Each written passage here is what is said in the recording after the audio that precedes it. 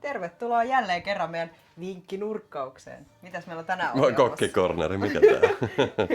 Mutta pestään toi Kannami vakio toi ilman suodatin ja öljytään se. Ja ei tää nyt välttämättä se absoluuttisin oikea tapa ole, mutta näin me olemme tottuneet tämän tekemään. Niin, tää on meidän tapa. Otetaan täältä Kanamin syöväreistä toi suodatin pois. Kattokaa, se on syönyt vähän gagitusta. Se on vähän möhnönen, joo. Mut joo, puretaan se sieltä pois ja ruvetaan tiskaamaan. Tää on ihan ajankohtainen video. Suodatin näyttää tuolta. Joo. Otetaan tää ritilä täältä veksi. Se saa olla siinä. Ja sit mulla on tässä pöntössä, niin kuin näkyy, niin nämä on aika vanhat. Nämä on varmaan 10 vuotta vanhat. Mä oon joskus tilannut nämä tuolta 24MXltä. Sieltä saa semmosia pesusettejä oikein, että on öljylle oma ämpäri ja sitten on tää pesuämpäri. Täällä on tämmönen ritilähässäkkä.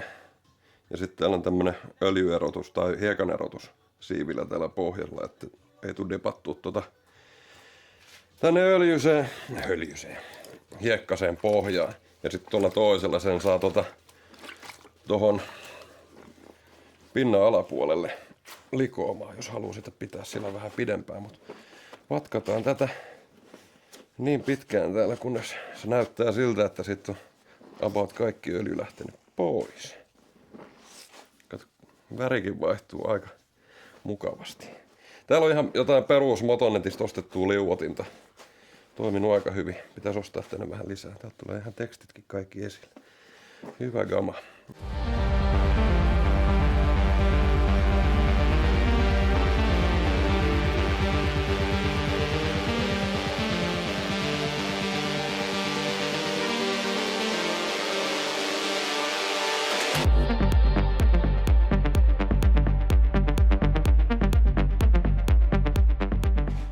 Sitten kun ollaan päästy haluttuun lopputulokseen tämän kanssa, niin sitten otetaan tuolta vesiämpäri.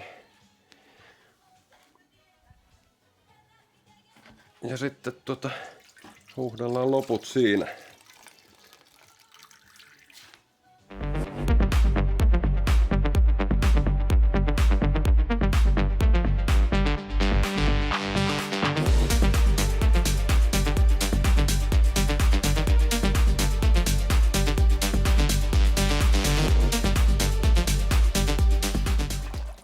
Toistetaan tää niin monta kertaa kuin on tarvis. Nythän tää vesi pysyy ihan kirkkaana, kun vaihtuu nuo vedet tossa välissä. Nyt rupeaa olemaan aika jeppis.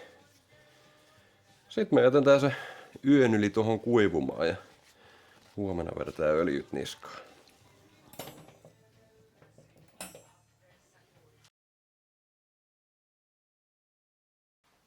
No, se on kuiva.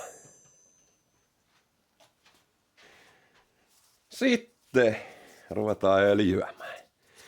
Mulla on täällä tämmönen öljyämispönttö. Täällä on Motonetista ostettu Motulin ilmanputsariöljy. Ja kriittisin vaihe tässähän on se, että tätä ei todellakaan dipata tonne koko suodatinta. Sitä ei saa missään nimessä mennä liikaa siihen. Lack of power. Tää suodattaa kyllä silloin tosi tehokkaasti, kun tässä on paljon öljyä, mutta ei sit mene ilmakaan läpi. Joo, siitä lähtee moottorista aika paljon tehoa pois, jos se yliöljyää. Joo, se ei oikein virtaa enää siinä vaiheessa ollenkaan. Jotkut siitä mielessä vihaa näitä öljyttäviä suodattimia, kun näin mukamas virtaa, mutta jos sen tekee pitkin persettä, niin sit se on huono. Mutta decent amount. Tätä ei tarvitse tosiaan laittaa paljon. Laitetaan muutama täppä sinne tänne. Ja sitten me rutistellaan tätä niin pitkään, tässä menee aikaa. Tähän voi tarvittaessa lisätä, jos se näyttää siltä, että se ei rupea värjäytyä kokonaan tasaisesti. Niin sinne tänne tonne. Sitten vaan puristellaan loputtomiin.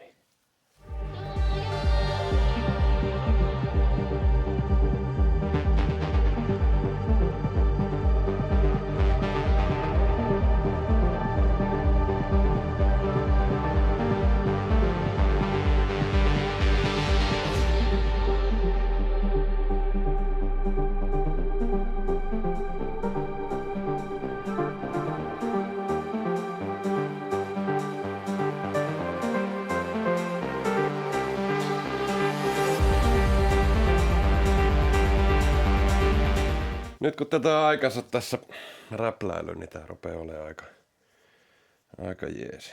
Joo, eli sen pitää olla ihan tasainen sen värityksen, ettei semmonen laikukas. Joo, tietää, että joka paikassa on öljyä. Ja jos ei se miellytä, niin pikkasen lisää ja vatkaa tätä enemmän. Ja ideaalitilannehan olisi se, että ei olisi vain yhtä suoratinta, että näet olisi 3-5. Niin olisi semmoinen sopiva kierto siinä pesuhommassa. Että olisi valmiiksi tuolla kuivumassa puhtaan, niin ei tarvii aina kuin öljytä ja heittää paikalle. Ja pesee kaikki samaan aikaan, kun niitä on kertynyt. Mutta laitetaan tää sitten paikalle.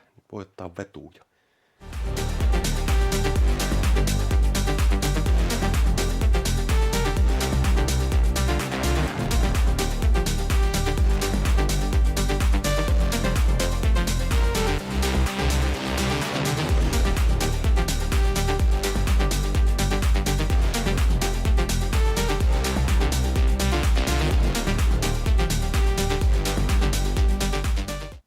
Semmonen kohtuuhelppo toimenpide tällä kertaa. Pistä kommenttia, jos tästä oli hyötyä. Ja pistä kommenttia kanssa, että mitä haluat meidän tekemään jatkossa. Kiitos. Hei hei. Ja hei.